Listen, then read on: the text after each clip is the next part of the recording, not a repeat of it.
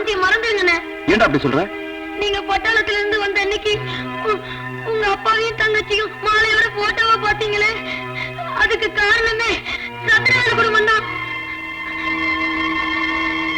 என்ன நடந்துச்சு? நடந்தது சொல்ல வேண்டிய நாள் வந்துருச்சுன்னு உண்மையை சொல்றேன்.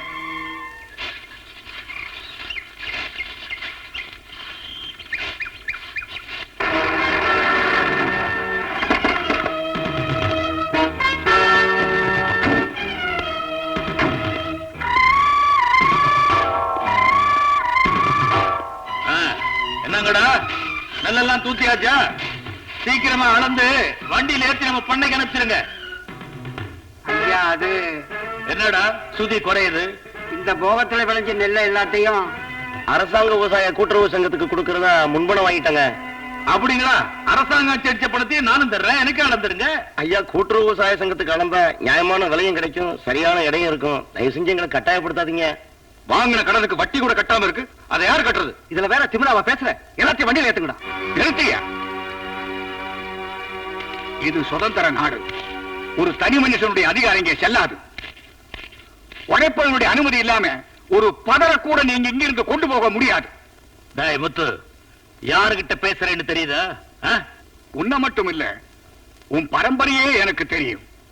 அடாவடித்தனம் பண்ணாம பத்திரமா போய் சேருங்க. என்ன பேச்சு பேசுறான் பாத்தீங்களாப்பா, வெறும் பய. இந்த உலகத்துல எல்லாரும் வெறும் பயலுங்க தாண்டா. பிறக்கும் போதும் வெறும் பயலா தான் பிறக்கிறான், கடைசியா போகும்போதும் வெறும் பயலா தான் போறான். இத புரிஞ்சுக்காம கத்தாதீங்க, போங்கடா. எங்களை பகைச்சுக்கிட்டா என்ன ஆக தெரியுமா? கிழிச்சிடுவீங்களா? போடா.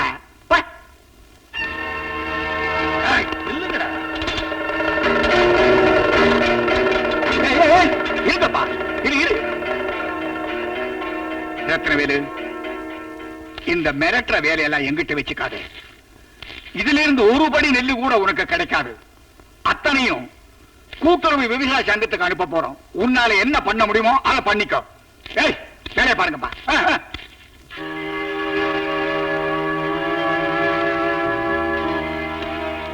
ஐயா, இவங்களை எதிர்த்து யாருமே இப்படி சொன்னதில்ல. நல்ல நேரம் ஐயா, தெய்வம் மாதிரி வந்தீங்க.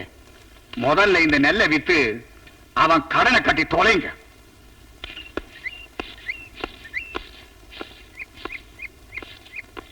என்னப்பா, அந்த முத்து தேவை நம்ம மூக்க உடைச்சிட்டான்னு வருத்தப்படுறீங்களா? அங்கேயே முதுகெலும்பு ஒட்டச்சிருப்போம், நீங்க தடுத்ததால விட்டுட்டு வந்தோம். ஒரு வார்த்தை சொல்லுங்க, சுட்டு தள்ளிட்டு வந்துடுறோம். மடையா, சுட்டது நம்ம துப்பாக்கித்தான் கண்டுபிடிச்சிட்டு வாங்கடா. அப்புறம் சட்டத்துல இருந்து தப்பிக்கவே முடியாது. யார, எப்போ, எங்க, எப்படி தட்டணும்னு ஒரு கணக்கு இருக்குடா. அவன் அவமானப்பட்டே சாகணும். நாளை நான் சொல்றேன், வேலையை நீங்க முடிச்சிடுங்க. தேவானே, இத வந்துட்டேங்க. நான் வேலைக்கு போயிட்டு வந்துடுறேன். சரிங்க.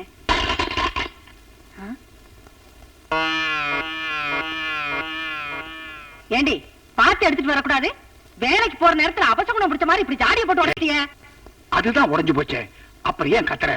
இந்தாமா, கையில குத்தாம எல்லாத்தையும் சுத்தமா எடுத்து வெளியே போட்டுரு. இத பாரு, சீக்கிரமா சமைச்சு காமாட்சிட்ட கொடுத்து அனுப்பு. இன்னைக்கு நிறைய வேலை இருக்கு.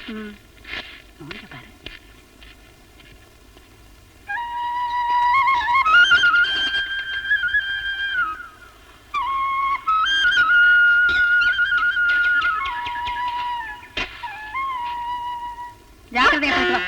என்னது போகும்போது சோத்துக்கால் தட்டுது? இரு, தண்ணி கொண்டு வர. இந்தாமா, இந்த தண்ணியை குடிச்சிட்டு போ. ஜாக்கிரதையா போ.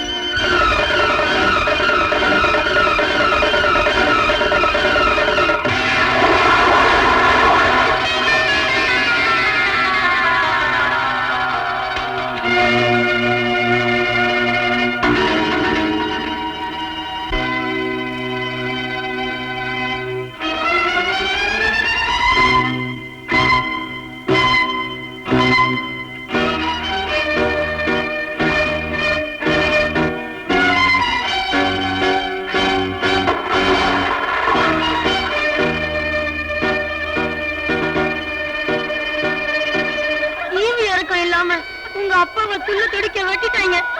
பானம் போயிடக்கூடாதுன்றதுக்காக காமாட்சி அக்காவும் கிணத்துல விழுந்து செத்துருச்சு.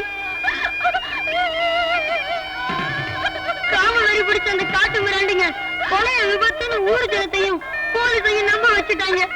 நடந்தது விபத்து இல்ல, கொலைன்னு உங்க அம்மாவுக்கு சொன்னா அது உத்தரம் போயிருக்கும். அதான் இது வரைக்கும் சொல்லாம மறைச்சு வச்சிருந்தேன்.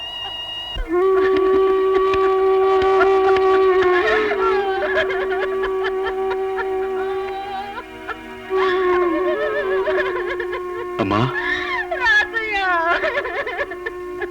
நம்ம குடும்பத்தை நாசமாக்கினவங்கள இப்பவே ஊரு தெரியாம அழிச்சிட்டு வந்துடுறேன்.